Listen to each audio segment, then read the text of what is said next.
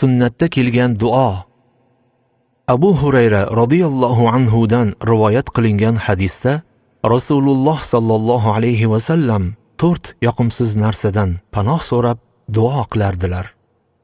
Allohumma inni a'udhu bika min jahdil bala va darakish shaqa va su'il qada'i va shamatatil a'da. Buxoriy va Muslim rivoyati. Quyida ushbu duoning ma'nosi va qisqacha izohlari bilan tanishib chiqamiz. Birinchi: Allohumma inni a'udhu bika min jahdil bala. Allohim, men sendan qattiq sinovdan panoh tilayman. Ya'ni menga toqatim yetmaydigan, bartaraf eta olmaydigan qattiq musibat va sinovlardan sendan panoh tilayman.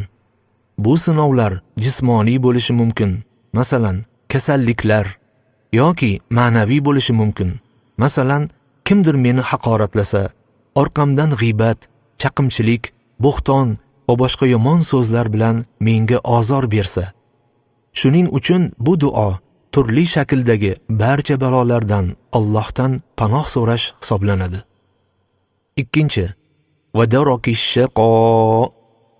Ketma-ket keluvchi baxtsizlikdan menga panoh ber.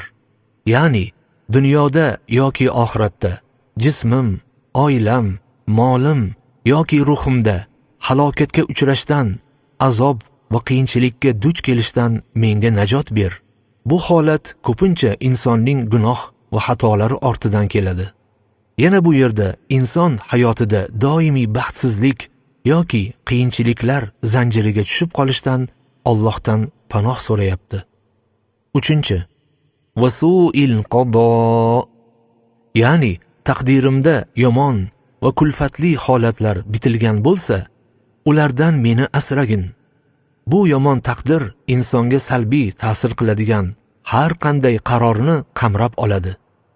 Dinda, dunyoda, mol-mulk, oila, farzand, hatto oxirgi holat, yomon xotimada ham. Shuni bilish kerakki, yomon taqdirdan panoh so'rash Allohning taqdiriga rozi bo'lishga zid emas. Chunki bu duo Allohning amri va rahmati doirasida bo'lib, u zotning bandalari uchun sunnat qilib belgilab qo'yilgan. Allohning amr va hukmlari hammasi xayrli, yomonlik undan emas, balki ular banda uchun sinov sifatida beriladi. To'rtinchi: va shamatatil a'da. Dushmanlarning ichi qoraligi, ya'ni meni ko'ra olmasliklari, menga bir musibat yetsa, shodlanishidan panoh ber.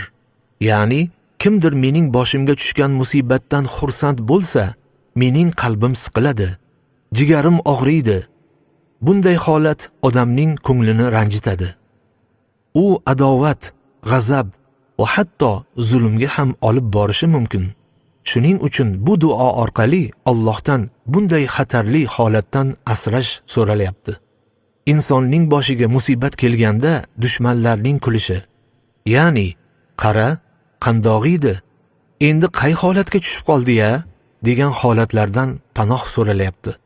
Shunday qilib, bu duo Rasululloh sallallohu alayhi va sallamning jami', ya'ni ko'p ma'noni qamrab olgan so'zlaridan biri bo'lib, u dunyo va oxiratdagi barcha yomonliklardan Allohdan panoh so'rash